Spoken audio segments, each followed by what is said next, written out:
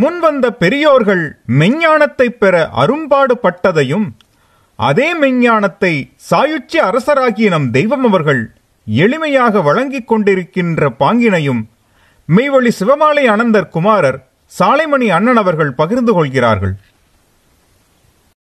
அரியருள் வருகும் அருமறை வீதியோர் யாதாபுசேனும் கலா மயிலே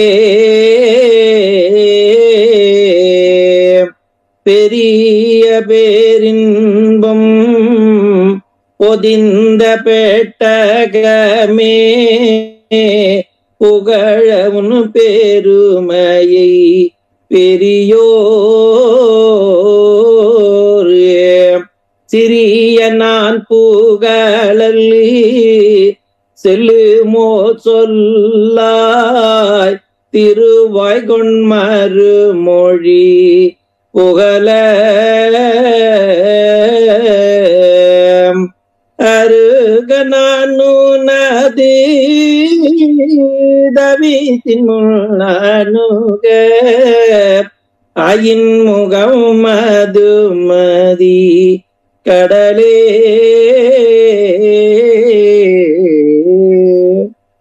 கல்கி மகதி என்னும் மூக்குக்கு வெளியே மூச்சு ஓடா தவமுடைய பூன் உறக்கமற்ற நமது குலதெய்வம் பிரம்ம பிரகாச மெய்வழிச்சாலை ஆண்டவர்கள் பொற்பாதங்களை நமஸ்காரம் செய்து, அதாவது நம்ம தெய்வம் அவருடைய தனிப்பெரும் கருணை பார்த்திருக்கிறோம், அவருடைய வல்லபத்தை பார்த்திருக்கிறோம், எத்தனையோ ஒவ்வொரு வகையிலையும் அவங்கள நாம் ருசித்து இருக்கின்றோம். அவர்கள் யார், அவருடைய செயல் என்ன, எப்பேற்பட்டது என்று. அதாவது அவர்களுக்கு சாயுச்சர் என்ற நாமத்தை ஒரு சூட்டி இருக்கிறோம். நிறைய இடங்கள்ல இப்ப நம்ம அதைத்தான் பார்க்க போறோம். இந்த சாயுச்சர் யார், எதுக்காக அவர்களுக்கு சாயுச்சத்துக்கு அரசராக அவர்களை நாமம் கொடுத்துள்ளார்கள்? இதுவரைக்கும் எந்த பெரியோர்களுக்கும், எந்த ஞானிகளுக்கும், எந்த கடவுளர்களுக்கும் அந்த நாமத்தை வைக்கவில்லை. சாயுச்ச அரசர் அப்படின்னு நான் சொல்லக்கூடிய அந்த நாமம் எப்படி மார்கநாதர் என்று தெய்வத்துக்கு வைத்தார்களோ அதுபோலதான் இந்த சாயுச்ச அரசர்னு கொடுக்குறாங்க.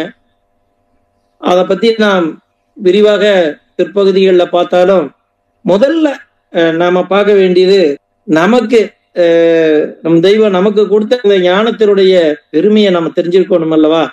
அதுல இருந்து போனா அவங்க சாயுச்ச அரசர் அப்படிங்கிறதுக்கு நமக்கு புரியும். அதாவது முன்வந்த பெரியோர்கள் எல்லாம் ஞானத்தை அடைவதற்காக அவங்க எவ்வளவோ கஷ்டப்பட்டு தான் இந்த ஞானத்தை அடைஞ்சிருக்கிறாங்க அப்படிங்கிறது தெரியுது.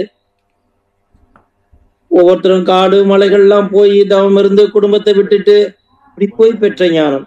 அதே வரிசையில தான் நம்ம தெய்வம் அவர்களும் தன்னுடைய குடும்பம், மனைவி, மக்கள் எல்லாம் சொந்த பத்து எல்லாத்தையும் விட்டு விட்டு அந்த எண்ணத்தையும் அவர்கள் துறவு கொண்டு எழுந்து அதுக்கு வீரத்துறவு, தீரத்துறவு என்றெல்லாம் நான் தெய்வம் அவர்களுக்கு கொடுக்கின்றார்கள். அப்படி அவர்கள் அது தொடர்ந்து போய் இருந்து தன் குரு பெருமானை கதியென ஒட்டி படிந்து உருவமும் நிழலும் போல நகமும் சதையும் போல இருந்து இந்த மெய்நிலையை அவர்கள் பெறுகின்றார்கள். ஏன்னா குடும்பத்தை விட்டுட்டு வருவது என்பது அவ்வளவு எளிதல்ல. ஏன்னா நமக்கு தெரியும், இன்னைக்கு குடும்பத்தை ஒருத்தர் விட்டுட்டு வந்தா அது ஞானத்துக்கு ஆகுமானா கண்டிப்பா இந்த மெய்வழிக்கு ஒருத்தருமே நம்ம வந்திருக்க மாட்டோம். அத பத்திரகிரி மகாராஜா அவங்க ஞானத்தை பெற்றிருந்தாலும் அவங்க இறைவனிடத்துல சில கோரிக்கைகளை கேட்கறாங்க. நான் எப்ப இதெல்லாம் பெறுவணும், நான் எப்ப இதையெல்லாம் செய்வணும் அப்படின்னு ஒரு கோரிக்கைகளை எழுப்பிக்கிட்டு வர்றாங்க. அப்ப அவங்க கேட்கறாங்க தன்னுடைய குரு இவங்ககிட்ட, எப்படின்னா தாய் தந்தை மக்கள் சகோதரரும் பொய்யெனவே, தாய் தந்தை மக்கள் இதெல்லாம் சகோதரர்லாம் பொய்யெனவே சிந்தை நீர் கண்டு, எனக்கு சிந்தையில நல்லா தெரியுது, சிந்திச்சு பார்த்தா இது எல்லாமே பொய்ன்னு தெரியுது, பொய்யெனவே கண்டு அத திருக்கறுப்பது எக்காலம், இதையெல்லாம் நான் அறுத்து விட்டுட்டு நான் எப்போ வரப்போறனோ இறைவா. அப்போ இதை விட முடியாதுங்கிறது எவ்வளவு ஒரு பந்தத்துவம் என்பதை அங்கே பத்திரகிரி மகாராஜா நமக்கு அங்க எடுத்து சொல்றாங்க. ஆனா நம்ம தெய்வம் அவங்கெல்லாம் அப்படி நின்று கேட்டுதான் இதெல்லாம் நான் எப்ப அறுத்துட்டு வர போறனோ, இது எப்ப முடியுமோன்னு கேக்குறாங்க. ஆனா நம்ம தெய்வம் இப்படி ஆசைப்படுறாங்க என்றால், நீங்கள் மனைவி மக்களோடு இருந்து கொண்டு நீங்கள் இந்த விஞ்ஞானத்தை பெற வேண்டும் என்பதுவே என்னுடைய விருப்பம்ங்கிறாங்க. எதுக்கும் எவ்வளவு மலைக்கும் மடுவுக்கும் உள்ள வித்தியாசம். அவங்கதான் கேட்கறாங்க, கண்ண இதெல்லாம் எனக்கு எப்படி நான் இதெல்லாம் அறுத்துட்டு வருவேன் அப்படின்னு கேட்கறாங்க. ஆனா நம்ம தெய்வம் சாயுச்ச அரசர்கிறோம். சாயுச்ச அரசருங்கிறதுக்கு என்ன தகுதி இருந்திருந்தா இந்த செயலை அவர்கள் செய்து வைத்திருக்க முடியும் நமக்கு என்பதைத்தான் நாம் இதை பார்த்துட்டு வரோம். அப்போ நம்மளை எப்படி சொல்றாங்க, மனைவி மக்களோடு இருந்து கொண்டு நீ விஞ்ஞானத்தை பெறுவதுதான் எமது விருப்பம்ங்கிறாங்க. திருமணம் செய்து கொள், நல்லா சம்பாரி, குழந்தைகளை பெற்றுக்க, நல்லா நீ இந்த இகத்துல என்னென்ன இருக்கணுமோ அதெல்லாம் இருந்துகிட்டு இதையும் நீ பிடித்துக்கொள் என்று கொண்டு வந்தார்கள். ஆனா அவர்கள் எல்லாம் அதை ரொம்ப சிரமப்படுறாங்க. அப்படி கிடைத்த ஒரு வசந்த காலத்துல நாம் வந்திருக்கிறோம் என்பதை முதலில் நாம் நினைத்துக் கொள்ள வேண்டும். அப்படி வந்த ஒரு பெரிய அந்த பத்திரகிரி மகாராஜா இன்னொரு இடத்துல கூட என்ன கேட்கிறாங்க அப்படின்னா, சரிப்பா நான் இந்த மனைவி மக்கள் எல்லாம் விட்டுட்டு நான் வர தயாரா இருந்தாலும், இந்த மனைவி மக்கள் சொந்தம் இதையெல்லாம் அறுத்துட்டு நான் இறைவனை அடையிறதுக்கு நான் வர்றேன் அப்படின்னா கூட என்ன விடணும்னு கேக்குறாங்க குரு கிட்ட போய். இப்ப மாதிரி இல்ல, அங்க இறை சட்டமே ஃபர்ஸ்டே அந்த மும்மலங்கிறது இருக்கக்கூடாது அப்படின்னு சொல்றாங்க. அப்ப சட்டம் ஆணவம் கண்மம் மாயைங்கிற இந்த மும்மலமும் அவங்க கிட்ட இருக்கக்கூடாது, அது இல்லாம இருக்கணும் அப்படிங்கிறாங்க. அப்படி இல்லாம இருக்கணும்னா நான் அதையெல்லாம் எப்படி விடுவேன்? சரி இந்த சொந்த பந்தத்தையெல்லாம் விட்டுறேன், ஆனா அதையும் விடணுங்கிறீங்களே அப்படின்னு சொல்றாரு. என்ன கேட்கிறாருன்னா, ஆங்காரம் உள்ளடக்கி ஐம்புலனை சுட்டெரித்து தூங்காமற் தூங்கி சுகம் பெறுவது எக்காலம். ஆங்காரம் உள்ளடக்கி, ஆங்காரம் என்றால் ஆணவம், ஆணவம் கண்மம் மாயை, அது எப்படி எடுக்கிறாரு? அந்த ஆங்காரத்தை உள்ளடக்கி நான் அதை வெளிப்படுத்த கூடாது அப்படின்னா முடியுமா? ஆங்காரம் உள்ளடக்கி ஐம்புலனை சுட்டெரித்து நான் தூங்காமற் தூங்கி சுகம் பெறுவது எக்காலம். அது நான் எப்ப அது என்னால எனக்கு கிடைக்கும் அப்படின்னு அவங்க ஏக்கமா கேட்கிறாங்க. ஆனா நமக்கு கிடைத்த அந்த உயிர் துணையாகிய அந்த சிரஞ்சீவி வரம் பெற்ற நமது தெய்வம் அவர்கள் நமக்கு அந்த மும்மலங்களையும் எப்படி ஆட்கொள்கின்றார்கள், அதை இல்லாம ஆக்குறாங்க. இல்லாம இருக்கா? நமக்கு இருக்கு. ஆனா அதை எப்படி அவங்க கடத்தாட்டி கொண்டு போறதுக்கு உபாயம் சொல்லி வர்றாங்க. அந்த உபாயத்துல போனாத்தான் மும்மலங்க நமக்கு இல்லாம இருக்கும். அவங்க எல்லாம் அப்படி நின்று கேட்கறாங்க. நாம எப்படி நின்னா இது இல்லாம நமக்கு கொண்டு போலாம் அப்படின்னு நமக்கு தெய்வம் சொல்றாங்க. அப்படி போனா என்ன ஆக்கணும்? அது தூளாக்கப்படும் என்றார்கள். அதாவது மோக மும்மலங்கள் தூளாக்க, இந்த மும்மலங்களும் மோகம் மலங்களும் தூளாக்க, அதுக்கு பாய்ந்து முடுக்கி பிடித்து நடை நடிக்கும் சஞ்சீவி, அதுவான வேதாந்த சஞ்சீவி. அதாவது இந்த தூளாக்கப்படும் என்றார்கள் மும்மலங்களும். எப்போ அப்படின்னா அதுக்கு ஒரு உபாயம் நமக்கு தெய்வம் கொடுக்காம இல்லை. எல்லாத்துலயும் தெய்வம் ஒரு கருணை கொண்டு ஒவ்வொரு காலகட்டத்திலையும் தெய்வம் என்ன பண்றாங்கன்னா, மக்களுக்கு தகுந்த மாதிரி சட்டங்களை கரெக்ட் பண்ணி கொண்டு வந்திருந்தாலும் அந்த கருணையாளர் இது எப்படி கொண்டு வரும்? மும்மலத்தை விட்டுட்டு வந்தா தான் குரு கிட்ட போய் ஆகணும். ஆனா மும்மலத்தை இவன் விட மாட்டான்னு தெரியும். அவங்களுக்கு தெரியாது, நமக்கு அது என்னன்னே தெரியாது. அதுக்கு ஒரு உபாயம் தெய்வம் கொடுக்குறாங்க. என்ன அப்படின்னு சொன்னா, பார்வையில் பாண்டியன் தன்னை நீ வைத்திட பார்க்கும் தோழில் வேறு இல்லை அம்மா. நீ அந்த இறைவனை எந்நேரமும் தியானித்துக் கொண்டும் பாடிக்கொண்டும் பேசிக்கொண்டும் இருந்தால் அவங்கெல்லாம் அந்த எல்லையில நின்று அந்த சொல்றாங்கல்ல ஐம்புலனுங்க சுட்டெரிக்கணுங்கிறார். நம்ம தெய்வம் அந்த ஐம்புலன் கருவதற்காக என்ன பண்ணாருன்னு மான்மீகத்துல கொடுக்குறாங்க. அப்படியெல்லாம் பாடுபட்டு தான் போறாங்க. ஆனா அப்படி பாடுபட்டு கொண்டு வந்த அந்த சொத்தை நமக்கு எப்படி இனமாக கொடுக்குறாங்கன்னா, நீ என்னைய நினைச்சுக்கடா, பார்வையில் பாண்டியன் தன்னை நீ வைத்திட பார்க்கும் தொழில் வேறு இல்லையம்மா, நீ என்னை நினைச்சா போதும், அதை நான் சரி பண்ணி தர்றேன் அப்படின்னு சொல்லக்கூடிய ஒரு வல்லமை பொருந்திய ஒரு தெய்வம் நமக்கு கிடைக்கிறாங்க. அப்படின்னா அதை எடுக்கிறாங்க. ஏன்னா நம்மளை குடும்பத்தோட வேற இருக்க சொல்லி வர சொல்லிட்டாங்க. ஆனா இந்த மும்மலத்தையும் விட முடியாது. நான் விட முடியாதுன்னா அது இயற்கையா குடும்பத்தோட இருக்கிறப்ப எல்லாமே பேசுறதுதான். நீ என்ன சொல்றது, நான் என்ன கேட்கறது எல்லாம். ஆனா தெய்வம் சொல்றாங்க, உலக மும்மலத்தில் நீ ஒட்டு வைத்திருக்கு மட்டும் பெலத்து நிஷ்டை இல்லாமல் பீரண்டோடும் பொங்கிலியே. அப்போ உலக மும்மலத்தில் நீ ஒட்டு வைத்திருக்கும் மட்டும் என்று சொன்னார்கள். அப்போ உலக மும்மலத்துல ஒட்டு வைத்திருக்கும் மட்டும் இது பிறண்டுமே.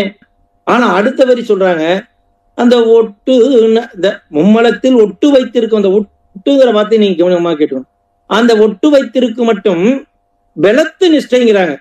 அதுதான் இறைவனை நினைப்பதும் பேசுவதும் பாடுவதும் அந்த பெலத்து நிஷ்டை அதுல இருந்ததுன்னா இந்த மும்மலம் உன்னை இல்லாம கொண்டு வந்து அதை காப்பாத்து அப்படிங்கிறதுக்காக தான் உலக மும்மலத்தில் நீ ஒட்டு வைத்திருக்கும் மட்டும் பெலத்து நிஷ்டை இல்லாமல். பெலத்து நிஷ்டைங்கிறாங்க. நீ சாதாரணமா போன வணங்குன கும்பிட்டேன் அப்படி இல்ல, பெலத்து நிஷ்டை இல்லாமல் பிறண்டோடும் பொங்கிலியே. அப்ப நீ அப்படி இருக்கணும். அனந்தர்குல பெருமக்கள்லாம் வந்தாங்க, தெய்வத்தை பார்த்தாங்க, அண்டுனாங்க. அன்னைக்கு அவங்க தூள திருமேனியில இருந்து அவங்களை ஆட்கொண்டு கொண்டு போனாலும் இன்னைக்கு வாரி வழங்கி கொண்டு இருக்கின்ற அந்த திருமேனி இருக்க, அவர்கள் தவத்தில் இருக்க, நாம் இப்ப வருகின்ற மக்கள் என்ன எச்சரிக்கையாகவும் ஜாக்கிரதையாகவும் இருக்க வேண்டும் என்பதற்கும் உழவு சொல்லுகின்றார்கள். ஏன்னா அவங்க தூள திருமேனியில் இருக்கப்ப இப்ப எனக்கு தெரிஞ்சு எத்தனையோ பெரியவர்கள் தவறு பண்ணிட்டு வந்தா கூட கூப்பிட்டு அவங்கள பிராய்ச்சித்தம் பண்ணி எடுத்துக்கொண்ட காலமெல்லாம் இருக்கு. இன்னைக்கு அந்த மாதிரியான காலங்கள் இனிமே இல்லை. அப்படி இல்லாத காலகட்டத்துல எதுல நாம் நின்றால் அவர்களை நம்மளை பிராய்ச்சித்தம் பண்ணி எடுத்துக்கொள்ளவும், நாம் இந்த மும்மலத்தை விட்டு நாம் நம்மளை அகற்றி அவர்களை கொண்டு போவதற்கும் என்ன வழி இருக்கும் என்றால் அவர்களை பற்றி பேசுவதும் பாடுவதும் அவர்கள் சிந்தையில் நினைந்து இருப்பதும். ஏன்னா நம்ம கேட்க போறோம் அன்னைக்கு, என்ன நீ இது மாதிரி என்னுடைய நினைவில் நீ நிற்க வேண்டும்னு கேட்க போறோம் இல்லையா? அப்படி என் நினைவின் முன்னே நீ நிற்கணும் அப்படின்னு சொன்னா, நான் இன்றையில இருந்தாவது நான் என்னுடைய தெய்வத்தை நாங்கள் இப்படி இருந்தார்களே இப்படி வந்தார்களே என்று என்னுடைய நினைவில் நான் வைத்திருக்க வேண்டும். யமன் அவன் ஒருவனுக்கு கண்டுதான் அஞ்சி விலகுவான் என்று சொல்லுகின்றார்கள். அப்படி பார்க்கும் பொழுது இந்த இடத்துல நீங்க நல்லா கவனிக்கணும். உலக மும்மலத்தில் ஒட்டு வைத்திருக்கும் மட்டும், இந்த ஒட்டுங்கிற வார்த்தையை கொடுத்துட்டு அடுத்த வரி என்ன எடுக்கிறாங்கன்னா, ஒட்டு நழுவ விட்டு உயர் ஞான ஆசை உற்றேல். என்ன சொல்றாங்க? உலக மும்மலத்தில் நீ ஒட்டு வைத்திருக்கு மட்டும் பெலத்து நிஷ்டை இல்லாமல் பிறண்டோடும் பொங்கிலியேன்ட்டாங்க. ஆனா அடுத்ததுல சொல்றாங்க, ஒட்டு நழுவ விட்டு உயர் ஞான ஆசை உற்றேல் தட்டி கொடுத்து தாழ்ந்தீரப்பால் பொங்கிலியே. உன்னை அணைச்சு கூட்டிட்டு போயிடுவா. எப்ப அப்படின்னா அந்த உயர் ஞானத்துக்கு ஆசை விடணும் அப்படிங்கிற இந்த ஒட்டு. ஏன் அதை அதுல அப்படி சொன்னாங்க? மும்மலத்தில் ஒட்டு வைத்திருக்கு மட்டும் ஒட்டு நழுவ விட்டு என்று சொன்னார்கள் என்றால், தெய்வம் நமக்கு குடும்பத்தோட இருறா அப்படின்னு சொல்லிட்டாங்க. ஏங்க அப்புறம் எப்படி நம்ம குழந்தைங்க பேர்ல ஒரு பாசம் வராதா, இல்ல மனைவி பேர்ல இருக்காதா, இல்ல கணவன் பேர்ல இருக்காதா? எப்படி ஒட்டு எப்படி எல்லாத்தையும் விட்டுறதா? எப்படி தெய்வம் இதெல்லாம் வேண்டாம் சொன்னாங்கன்னா அப்படி அல்ல. நம்ம இதான் குடும்பத்தோடு சொல்லிட்டு தானே சொல்லிட்டு, ஆனா எப்படி இருக்கணும்னு சொல்றாங்க. அதாவது ஒட்டுல 2 வகையான ஒட்டு இருக்கு. ஒன்று உடல் ஒட்டு, ஒன்று உயிர் ஒட்டு. இந்த உடல் ஒட்டுல சார்ந்துதான் நாம் அதிகமாக இருக்கின்றோம். அதை உயிர் ஒட்டுல அதிகமா வைக்கணும் என்று குறிப்பிடுகின்றார்கள். அதாவது புளியம்பழத்து ஓடு போல, ஏற்கனவே நான் இதை சொல்லியிருப்பேன். அதாவது புளியம் காயா இருக்கிற வரைக்கும் அந்த ஓடு அதுல ஒட்டி இருக்கும். பழுத்திருச்சுன்னு சொன்னா அந்த ஓடு தனியா பழம் தனியா வந்துடும். அது போல நீங்க எந்த அளவுக்கு அந்த உயிர் ஒட்டுக்கு ஆசைப்பட்டு நீங்க அதை தேடி போக போக இது எப்படா நான் இதை விட்டுற முடியும், என் சொந்தத்தை, என்னுடைய இல்லையே மனைவி மக்கள் வேலை வச்சிருக்கிற அந்த ஒட்டு பாசம், ஐயோ அந்த சொத்து இருக்குது, இந்த சொத்து இருக்குது, அதெல்லாம் போனா என்ன ஆகும், இதெல்லாம் வித்துட்டா அவ்வளவுதான் ஒச்சு, ஐயோ இதை கொடுத்துட்டோம்னா அப்புறம் அவ்வளவுதான் வாழ்க்கை, ஐயோ இது இல்லைன்னா என்ன ஆகுறது, இந்த ஒட்டு எப்ப விடும் அப்படின்னா உயர்ஞான ஆசை உற்றேன். அப்ப அந்த உயிரோட்டுக்கு நான் ஆசைப்பட்டு நாம போக போக இந்த உலகாயத்தில் இருக்க அத்தனையும் எதுவும் நிரந்தரம் அல்ல, இது நமக்கு வராது, இது ஒரு பெரிதாக எடுத்துக்கொண்டு அதை பெரிதாக பேச வேண்டிய தேவை இருக்காது என்ற எண்ணம் வரும். இல்லைன்னா ஐயோ அந்த சொத்து இந்த சொத்து, இந்த ஒட்டைத்தான் அவங்க ஜாக்கிரதை. அந்த ஒட்டுங்கிறது எவ்வளவு அழகா எடுத்து வைக்கிறாங்க. அதுக்கு வேற வேர்ட்ஸை எடுத்தே வைக்கல. ஒட்டுங்கிறது நல்லா ஒட்டிக்கிறதா நம்ம கிட்ட. ஆமா, கம்பி பிடிச்சிக்கிறது, நம்மளை விட மாட்டேங்குது. நான் இதெல்லாம் விட்டுட்டு வரலாம்னு நினைக்கிறேங்க, பாக்கலாங்க. நீ தெய்வம் அந்த பெருநிலையை அடைஞ்சிதையும் பத்திரகிரியால இருந்து அத்தனை பேர் கதறி புலம்பி போறாங்க. ஆனா இவ்வளவு பெருசு தெரிஞ்சும் கூட ஒட்டு நிலவருக்கு என்ன சொல்றோம், இல்லைங்க இது ஐயோ அப்ப இதை வித்துட்டா அப்புறம் எங்கீங்க ஏனுங்க, அது இப்படியான ஒட்டு. இந்த ஒட்டு நமக்கு தேவையற்றதுங்கிறாங்க. அது குடும்பத்தின்பால் மெல்ல மெல்ல அது புளியம்பலத்து ஓடு போல, தாமரை இலை தண்ணீர் போல இருக்க வேண்டும் என்று நமக்கு அந்த உயிர் ஒட்டுதல்ல தான் அதிகமா இருக்கணும். உடல் ஒட்டுதல்ல நமக்கு அதிகமா வர வேண்டாம். அப்ப வரக்கூடாதுன்னா உபாயம் அவர்கள் வாழ் சார்ந்து இருப்பது என்று நமக்கு குறிப்பிட்டு வருகின்றார்கள். உடல் ஒட்டை விட்டு உயிர் ஒட்டை பற்றி கொண்டு இறுதி வரை இருந்து ஜீவ பிரயாணம் அடைந்த அனந்தர் ஒருவரின் வாழ்க்கை நிகழ்வை பகிர்ந்து கொள்கிறார்கள்.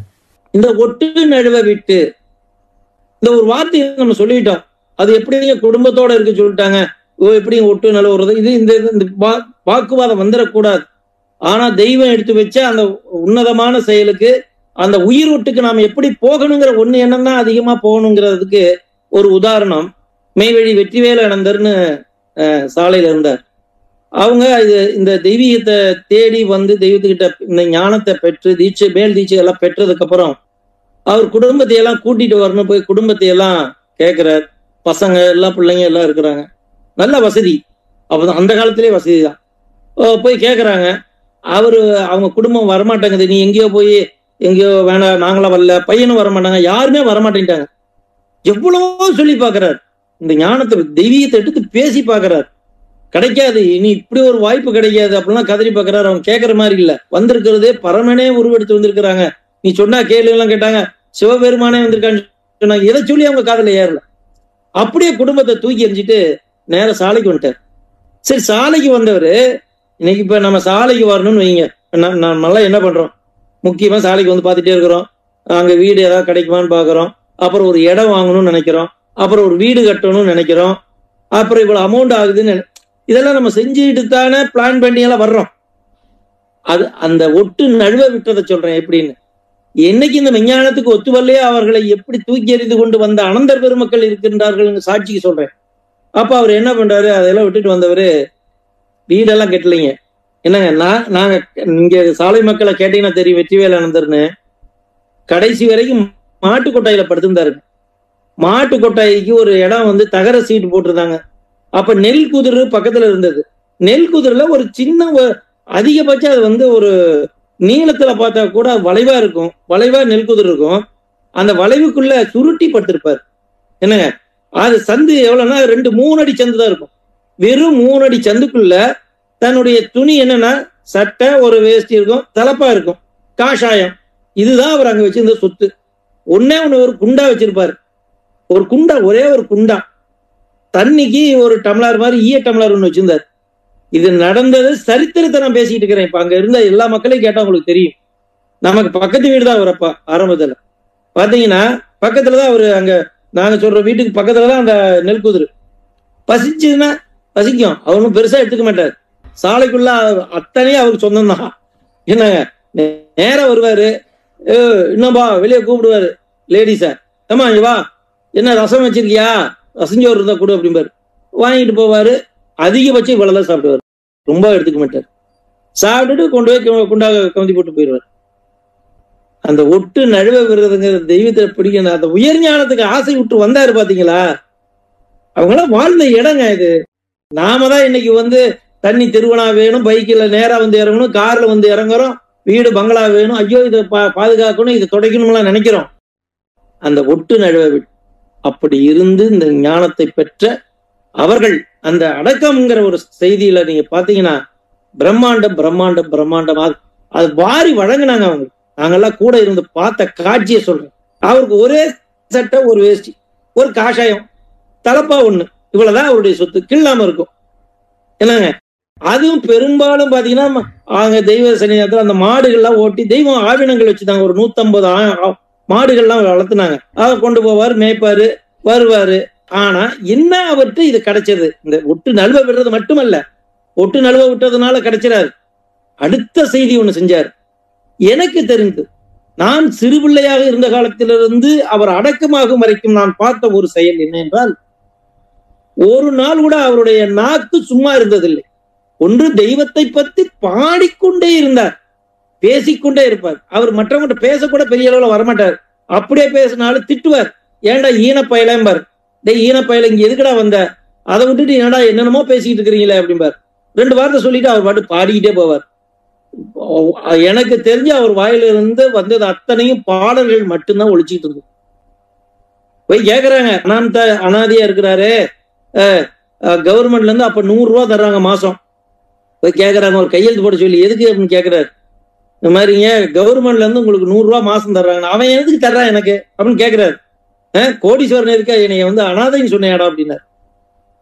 அப்படிப்பட்ட அந்த ஒட்டு நடுவ விட்டது மட்டுமல்ல, அதற்கு பிரகாரம் என்ன செய்தார்னா, தெய்வ நாமங்களையும் தோத்திரங்களையும் பாடல்களையும், அதுதான்ப்பா எத்தொழிலை செய்தால் என்ன, ஏது அவஸ்தைப்பட்டால் என்ன, முத்தர் மனம் இருக்கும் மோனத்தை. நாங்க இங்க பார்வையில் பாண்டியன் தன்னை நீ வைத்திட பார்க்கும் தொழில் வேறு இல்லைன்னு சொன்னது போல அவர் அதை மட்டுமே செய்து இந்த ஞானத்தை பெற்றார். நாம அப்படி கடுந்தவம் பண்ணல, அவங்கெல்லாம் இருந்து பெற்ற இடம் தானே, நாம பெற முடியாம இல்ல. நம்மளை அவ்வளவெல்லாம் சிரமப்படுத்தல.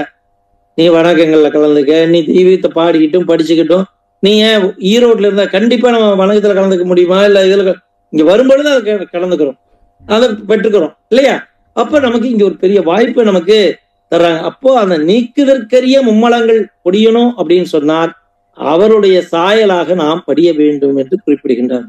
சாலோக, சாரூப, சாமீப, சாயுட்சி என்ற மெஞ்ஞான படிகளில் முன்வந்த பெரியோர்கள் சாயுட்ச பதவி கிடைக்காது ஏங்கி நிற்கையில் சாயுட்ச அரசராகிய நம் தெய்வம் அவர்கள் நம்மை அவர்கள் கருணையால் சாயுட்ச பதவிக்கு ஏற்றி வைக்கும் செயலை பற்றி பகிர்ந்து கொள்கிறார்கள். நமக்கு கிடைத்த அந்த ஒரு பெரும்பாக்கியம், இப்பதான் அதை சொல்ல வர்றேன். நமக்கு கிடைத்த பெரும்பாக்கியம், அப்படி படிச்சா அதன் மூலமாக நாம் நின்று வந்தேமையானால் நமக்கு கொடுப்பது என்ன கொடுக்கின்றார்கள் என்றால் அந்த சாயுட்சிய பதம் கிடைத்தது.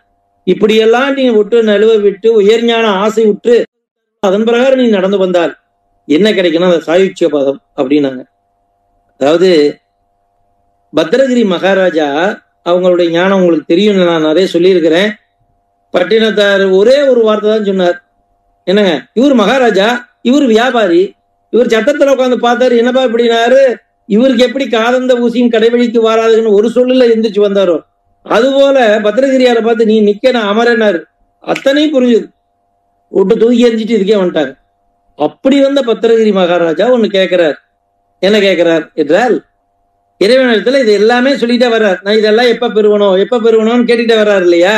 சொல்றார், மேலாம் பதம் தேடி, மேலாம்னா அந்த 4ஆம் பதத்தை சொல்றார். மேலாம் பதம் தேடி மெய்ப்பொருளை உள்ளிருத்தி, மேலாம் பதம் தேடி மெய்ப்பொருளை உள்ளிருத்தி அந்த 4ஆம் பதம் தேடி நான் பெறுவது எக்காலம். அந்த 4ஆம் பதங்கிறது சாயுட்சிய பதம். என்னென்னது? சாலோக, சாரூப, சாமீப, சாயுட்சியம்.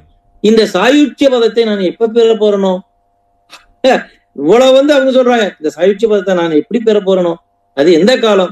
அவங்களுக்கு அவ்வளவு ஒரு கவலை. என்ன சொல்ற? மேலாம் பதம் தேடி மெய்ப்பொருளை உள்ளிருத்தி 4ஆம் பதம் தேடி நான் பெறுவது எக்காலம் என்று சொன்னார். ஆனா அவங்களுக்கு அது ஜீவன் முக்தி மட்டும்தான், தேக முக்திக்கு அவங்களுக்கு அவ்வளவு கேரண்டி இல்லாத காலகட்டம். அப்படி வந்த அவங்களுக்கு எப்படி வைக்கிறாங்கன்னா, இப்ப நமக்கு சாதாரண சொல்லுவோம், சரியை, கிரியை, யோகம், ஞானம், 4 படிகள். இங்க நாமெல்லாம் இருக்கிற சரியை, இனிமே கிரியைங்கிற ஒரு இடத்துக்கு வரணும், அப்புறம் இப்படி ஞானம்ங்கிற ஒரு இடத்துக்கு வரணும். அந்த ஞானம்ங்கிற இடம் பெற்றதுக்கு அப்புறம் 4 படிகள். எது? சாலோக, சாரூப, சாமீப, சாயுட்சம். அந்த இறைநிலையை பெற்று அந்த இறைநிலையிலிருந்து அந்த தவநிலையில போகக்கூடிய இடம். அது அந்த இடத்துக்கு போகும் பொழுது அந்த சாயுட்சிய பதம் கிடைக்கணும். அப்படின்னா, அதாவது உங்களுக்கு ஒரு சுருங்க சொல்றேன், நாம் எப்பேற்பட்ட பாக்கியசாலிகள் அது இருக்கட்டும். அந்த பத்ரகிரி மகாராஜன் எல்லா பெரியவர்களும் நம்ம தெய்வம் முதற்கொண்டு சொல்றேன், எப்படி இத அந்த சாயுட்சிய பதவிக்கு போறாங்க அப்படின்னா, எப்படி சரியை, கிரியை, யோகம், ஞானம் இதெல்லாம் கடந்துடுறாங்க. கடந்து அதுக்கப்புறம் 4 படிகள்ல போகும்பொழுது அந்த சாயுட்சிய பதவி போய் அந்த எல்லையை அடைஞ்சாகும். அந்த எல்லையை அடையிறது எல்லாருனாலையும் முடியாது. இது எப்படி உங்களுக்கு ஒரு உதாரணம் சொன்னா உங்களுக்கு நல்லா புரியும். அதாவது சாதாரணமா ஒரு 4 மாடியில மேலே ஏறி நின்று பார்த்தாவே பிரம்மாண்டமா அந்த ஊர்லாம் தெரியும். 5 மாடி 6 மாடி, இன்னும் 20 மாடி 23 மாடினா, நாலாம் கூட 23ஆவது மாடியில நின்று பார்க்கும் பொழுது அந்த பிரம்மாண்டமே தெரிஞ்சு ஐயோ அப்பா ஆச்சரியமா பார்த்தது உண்டு. நீங்க நினைச்சு பாருங்க, 100ஆவது மாடி ஒண்ணு கட்டி 100ஆவது மாடி போய் மேல நின்று அப்படி பார்த்தா எப்படி இருக்கும் நமக்கு? இந்த பிரம்மாண்டம், அந்த வையகத்தினுடைய பிரபஞ்சத்தினுடைய பிரம்மாண்டம் என்ன ஒரு அழகா இருக்கும். அதுபோல சாயுட்சிய பதம். அப்படி அந்த 100ஆவது மாடிக்கு ஒவ்வொரு பெரியோர்களும், நம் தெய்வம் முதற்கொண்டு சொல்லுகின்றேன், அனைவரும் அதுக்கு படிக்கட்டும் இல்லை. எப்படி போறாங்கன்னா சாரத்தை கட்டி கட்டி ஏறுறாங்க. சாரம் 100வது மாடிக்கு போறதுக்கு என்ன பண்றாங்க, அதுக்கு எதுவும் துணையெல்லாம் வந்து யாரும் கூட நின்றுக்கிட்டு சாரம் கட்டுறக்கெல்லாம் இல்லை. இப்ப நம்ம ஒரு வீடு கட்டிட்டோம், மேலாவது மாடி போனா ஒரு 4-5 பேராவது சாரம் கட்டி மேலே ஏறணும். அப்படியும் கிடையாது. இந்த மெஞ்ஞான பாதையில் எப்படி சாரத்தை அவர்களே கட்டி கட்டி கட்டி போகணும். அதுல கொஞ்சம் தூரம் போனவங்க, பாதி தூரம் போனவங்க, முக்கால் தூரம் போனவங்க எல்லாம் இருக்கிறாங்க. ஆனா நம்ம தெய்வமும் அந்த 100வது மாடின்னு சொல்லக்கூடிய அந்த 4ஆம் பதத்துக்கு அந்த சாயுச்சிய அரசர்னு சொல்றாங்கன்னு சொன்னா அந்த சாயுச்சிய பதத்தை முழுமையும் பெற்றார்கள். அப்போ அந்த இடத்துக்கு போய் நின்று இந்த மெய்நிலையை பெற்று நமக்கு அந்த சாயுச்சிய பதத்தை எப்படி நமக்கு அளிக்கிறாங்க. நாம காமளி தேக இன்பங்களை நுகர்கின்ற ஒரு சொற்கலோகத்து வாசி. எப்படி பாருங்க, என்ன ஒரு நிலைமை நமக்கு. ஆனால் நமக்கு தருணம் இந்த சாயுச்சிய பதவிய எப்படி வழங்குகிறார்கள். நாம அப்படி பெற்றவர்கள் நாம் என்ன ஒரு பெரிய பாக்கியவான்கள் இல்லையா. அப்போ அது எப்படி கொடுக்குறாங்க, அவங்க அப்படி பாடுபட்டு கஷ்டப்பட்டு வாங்கினத நாம ஒண்ணு கஷ்டப்பட்டு ஒண்ணு வாங்கினா ஒருத்தர் கொடுக்கும்போது அசால்ட்டா போட்டானா என்ன கோபம் வரும். நம்ம உண்மையாவே நம்ம சம்பாரிச்சு ஒருத்தர் ரோட்ல போற ஒருத்தன் பார்த்தா பாவமா இருக்கு, என்னப்பா ஒரு 10,000 வச்சுக்கடா அப்படின்னு கொடுக்குறோம். 10,000 வாங்கினது சாராய கடையில போய் நின்னாலும் நமக்கு எவ்வளவு கவலையா இருக்கும். அது போல தெய்வம் நம்மளைய இவ்வளவு பாடுபட்டு வளர்த்தி வந்து உனக்கு இந்த ஒரு பெரிய பதத்தை கொடுத்தா நீ உலகாயுதத்துல மும்மலத்தை இந்த உலகாயுதத்துல போய் நின்றுக்கிட்டு ஐயோ அந்த சொத்து இந்த வீடு இது மறுபடியும் நீ அந்த இதுக்கு போயிடுறியாப்பா, அப்ப அதுக்கு போயிடுவானே, அந்த எண்ணத்துக்கு போயிடுவானேன்ட்டு அது போறானேன்னு சொல்லி அவங்க கவலையை தான் நினைக்கிறாங்க. அந்த சாயுச்சிய பதம் பெற்றவர்கள், அந்த பெற்றவர்கள் சொல்லுகின்றார்கள் என்ன சொல்றாங்க, பெற்ற பேர் பெற்ற சாயுச்சிய பதம் பேட்டிகான வரும் இந்த பெற்ற பேர். சாதாரண அந்த சாயுச்சிய பதத்தை பெற்ற பேர் பெற்ற அந்த சாயுச்சிய பதம் பேட்டிகான வரும் இந்த அந்த பேரு பெற்றவர் அவர்கள் மாறுபட்டிலரு அது என்று நான் மறை பேசுமே. அந்த நான்மறைகளும் பேசுது. அந்த சாயுச்சிய பதத்தை பெற்றவருடையத நான் மறைகளும் பேசுது என்று சொன்னார்கள். அதனாலதான் தெய்வம் என்ன பண்ணாங்க, நாம எங்க அந்த சாயுச்சியம்னாலும் தெரியல, சார்வவும் தெரியாது, சரியகிரின்னா தெரியாத நம்மைய எப்படி ரோட்ல போனவனுக்கு 10,000 ரூபாய் கொடுத்து இதை அப்ப கொடுத்தா அவன் மறுபடியும் அதை அலட்சியமா போனா என்ன வேதனை இருக்குமோ, அது போல நமக்கு ஏறாத அந்த மலர்மிசையை ஏற்றி பிரம்மாண்டத்தை நமக்கு கொடுத்த அந்த ஈசன் எந்த ஒரு இடத்துல அவங்க கவலைப்படுறாங்க, இதை கொடுத்து அவனுக்கு புரியலையேன்னு ரொம்ப கவலைப்படுறாங்க. ஆனாலும் தான் பிள்ளைகளை ஒட்டுக்கிற மாதிரி இல்ல, எப்படியாவது ஒரு சூழ்நிலையில அணைச்சு தூக்கி உள்ள போட்டு எப்படி தான் குழந்தை வந்து அலங்காரம் பண்ணி வச்சிருந்து சாக்கடைக்குள்ள விழுந்துட்டா கூட 2 அடி வச்சு மறுபடியும் குளிப்பாட்டி வச்சுக்கவும் இல்ல, குழந்தைய சாக்கடைக்குள்ள விட்டுருவோமா, அப்படி விடாம நம்ம தெய்வம் அந்த கருணை கொண்டு மறுபடியும் எடுத்து நமக்கு வச்சுக்கிறாங்க. வச்சுக்கிட்டு என்ன பண்றாங்களா, ஜீவ பிரயாணமான அந்த நன்னாளை அந்த அன்னைக்கு அவங்க வந்து அந்த நிலைக்கு ஏற்றி வைக்கக்கூடிய அந்த வல்லமை பொருந்திய நம்ம தெய்வம் எத்தியே எத்தாதெல்லாம் எத்திக்கொள் என்று எடுத்தறிந்தார். அவர்கள் யார், அந்த சொத்தூரிமை கொண்ட வித்தகரால்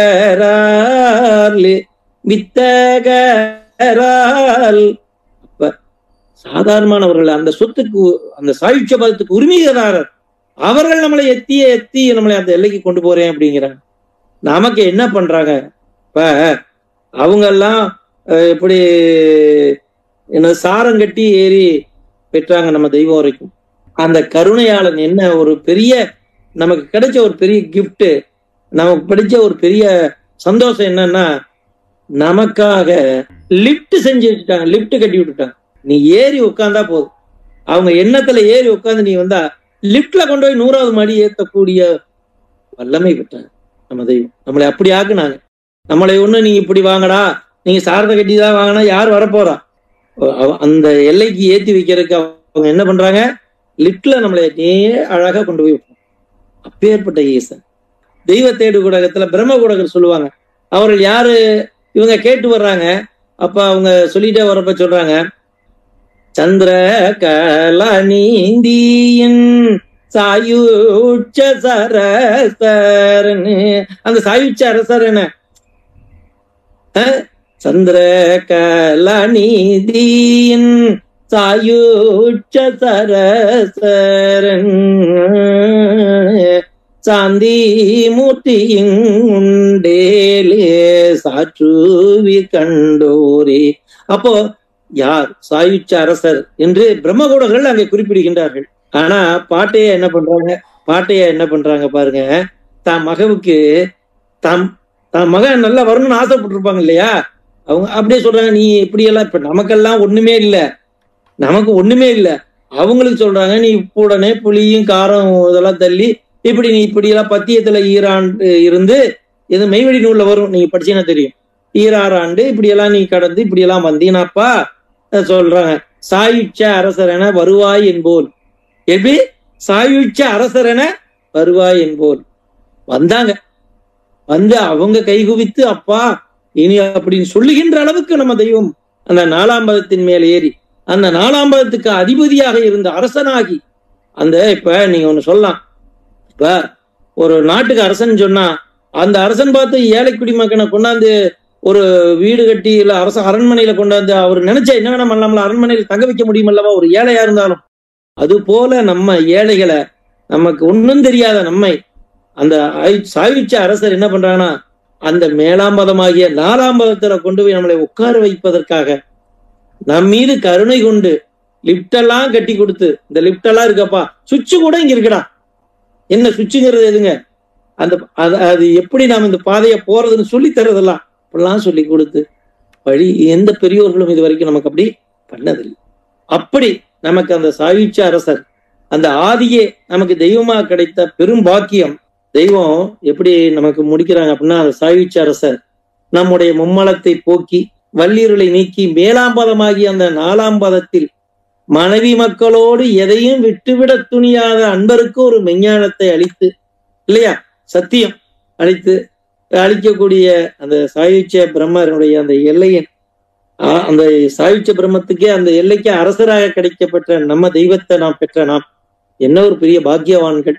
ஆகவே இந்த ஒரு பெரும் வாய்ப்பை நமக்கு கொடுத்த அந்த தெய்வத்தை, அந்த இறை அருளை நாம் அனைவரும் அவருடைய திருப்பாதத்தை போற்றி வணங்குவோமாக. நமஸ்காரம்.